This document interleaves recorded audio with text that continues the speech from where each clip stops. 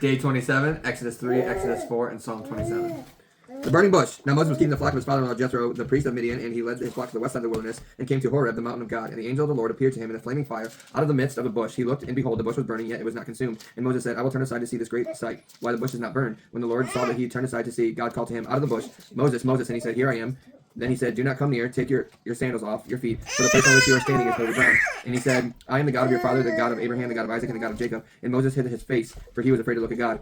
Then the Lord said, I have surely seen the affliction of my people who are in Egypt, and have heard their cry because of their taskmasters. I know their sufferings, and I have come down to deliver them out of the hand of the Egyptians, and to bring them up out of the land to a good and broad land, a land flowing with milk and honey, to the place of the Canaanites, the Hittites, the Amorites, the Perizzites, the Hevites, and the Jebusites. And now behold, the cry of the people of Israel has come to me, and I have also seen the oppression in which the Egyptians oppress them. Come, I will send you to Pharaoh, that you may bring my people, the children of Israel, out of Egypt. But Moses said to God, Who am I, that I should go to Pharaoh and bring the children of Israel out of Egypt? He said, But I will be with you, and this shall be the sign for you, and I have sent you. When you have brought the people out of Egypt, you shall serve God on this mountain. Then Moses said to God, If I come to the people of Israel and say to them, The God of your father has sent me to you, and they ask, What is his name? What shall I say to them? God said to Moses, I am who I am. He said, Say this to the people of Israel, I am has sent me to you. God also says to Moses, Say this to the people of Israel, The Lord, the God of your fathers, the God of Abraham, the God of Isaac, and the God of Jacob, has sent me to you. This is the name forever, and thus I am to be remembered throughout all generations. Go and gather the elders of Israel together, and say to them, The Lord, the God of your fathers, the God of Abraham, of Isaac, and of Jacob, has appeared to me, saying, I have observed you and what you have done to you in Egypt. I promise that I will bring you up out of the affliction of Egypt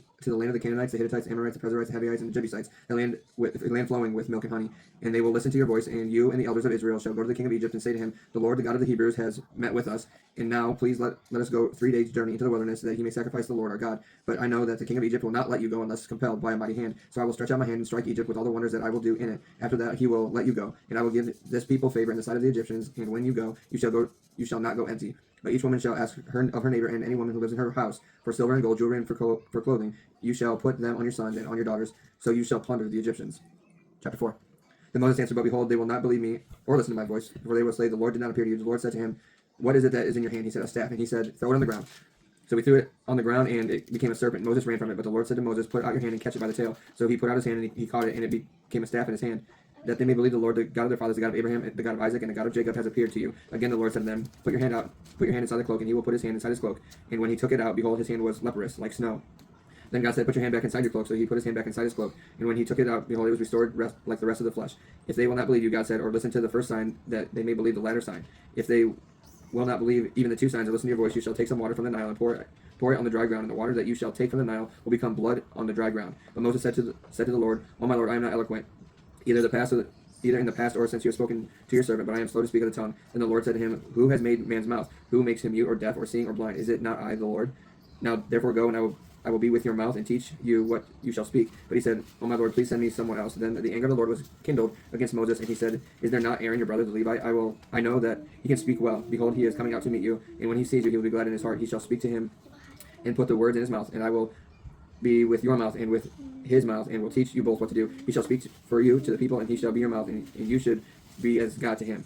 And take it in your hand his staff, in which you shall do the signs. Moses went back to Jethro, his father-in-law, and said to him, Please let me go back to my brothers in Egypt, so that they are still alive. And Jethro said to Moses, Go in peace. And the Lord said to Moses in Midian, Go back to Egypt, for all men who were seeking your life are dead. So Moses took his wife and his sons, and had them ride on a donkey, and went back to the land of Egypt. And Moses took the staff of God in his hand. And the Lord said to Moses, When you get back to Egypt, so see that you do before Pharaoh all the miracles that I have put in your power. But I will harden his heart, so that he will not let the people go. Then you shall say to Pharaoh, Thus the Lord said, Israel is my firstborn son, and I say to you, Let my son go, that he may serve me. If you refuse to let him go, behold, I will kill your firstborn son. At a lodging place on the way, the Lord met him and sought to put him to death. Then Zipporah took a flint and cut off her son's foreskin, and touched Moses' feet with it, and said, Surely you are a bridegroom of blood to me. So he let him alone. It was then that she said, A bridegroom of blood, because of the circumcision. The Lord said to Aaron, Go into the wilderness to meet Moses. So he met him at the mountain of God and kissed him. And Moses told Aaron all the words of the Lord which he had sent him to speak, and all the signs that he had commanded him to do. Then Moses and Aaron went and gathered together all the elders of the people of Israel. Aaron spoke all the words that the Lord had spoken to Moses, and did the signs in the sight of the people. And the people believed. And when they heard that the Lord had visited the people of Israel, and that he had seen their affliction, they bowed their heads and worshipped. Psalm 26. Vindicate me, O Lord, for I have walked in my integrity, and I have trusted the Lord without wavering. Prove me, O Lord, and try me. Test my heart and my mind, for your steadfast love is beyond eyes, and I will walk in your faithfulness. I do not sit with men of falsehood, nor do I consort with hypocrites. I hate the assembly of the evildoers, and I will not sit with the wicked. I wash my hands in innocence and go around your altar, O Lord, proclaiming thanksgiving aloud and telling all your wondrous deeds. O Lord, I love the habitation of your house, in the place where your glory dwells. Do not sweep my soul away with sinners, nor my life with bloodthirsty men, in whose hands are evildoers, and whose right hands are full of bribes. But as for me, I shall walk in my integrity. Redeem me and be gracious to me. My foot stands on level ground. In the great assembly, I bless the Lord. Moses questions God's ability, his authority, and even God's plan. Moses' fear is honest and familiar. God does not dismiss Moses' weakness. He meets it with his presence. I will be with you.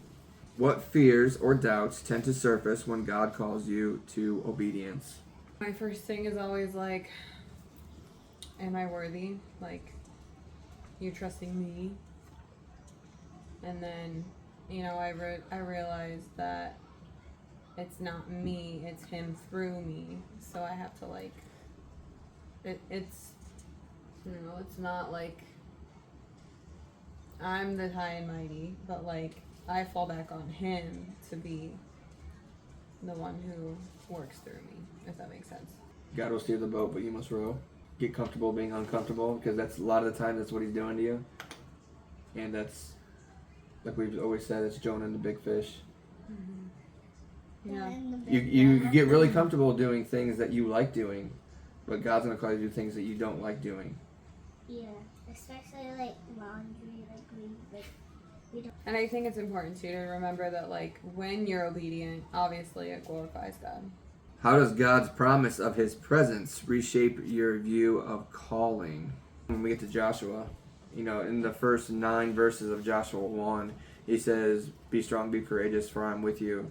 3 separate times in 9 verses. And, you move forward and you read the New Testament in Romans, he is with you. I mean, we just read it with Moses. Yeah. He's with Moses. He says he's going to be with Moses. But, we see it with Joshua. We see it in Romans with the Holy Spirit living within us. And it's empowering. Like, that the things that you're scared to do, you are able to do it. Because it doesn't matter what people think. It's a matter of what God thinks at that point. I think that, our initial reaction is, to be scared, and that's what the devil wants. But when you really hone in and focus on God's presence and trusting that he is with you, it's one thing to know that he says it, but it's another thing to believe it. Yeah. It's like the other thing that we always say, when fear knocks the door, let faith answer, no one will be there, because those two cannot reside in the same place. Where might God be asking you to step forward before you feel ready? I'm not sure I have an answer for this one. When it comes to not feeling ready, I do the ministry with the church flag football groups every year. I always say I'm not gonna do it, or I'm not ready to do it, but I end up doing it all the time. I think I've done it 7-8 years now. Mm-hmm. So, and that's my ministry is youth football. I don't know why this flashed in my head when I was giving birth to him, and I was like, I'm not ready. You can't fight it. He's coming out. Yeah. Ask him for courage to obey even when fear or doubt lingers, which we do. A lot of times we pray for the good and bad things that have happened. Obviously, we're thankful for the blessings, but we know that the trials that we're in is ultimately shaping us through those trials, through the feelings that we feel, the things that we overcome, the obstacles that we encounter. All that is refining us into the person that he wants us to be, as long as we stay on that path. You have the 2 paths, but it's stay on the one that he is guiding you on. Mm-hmm. Just continue to row. That's it for day 27. Peace.